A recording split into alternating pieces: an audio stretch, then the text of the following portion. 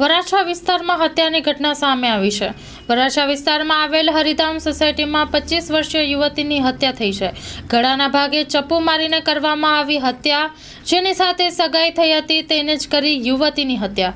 બીજા સાથે અફેર હોવાના શંકાના દાયરામાં કરવામાં આવી હત્યા। Story report by Satish Kumbhani સાથે કેમેરામેન ચિંતન ગજેરા, સુરત।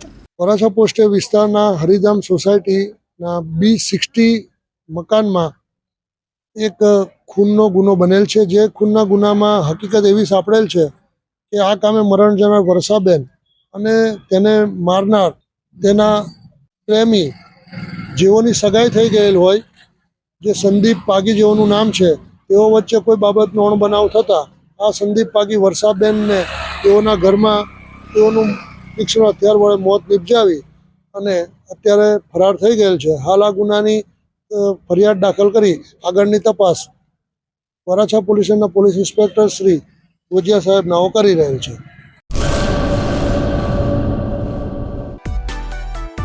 માં motor driving, safe and sure driving.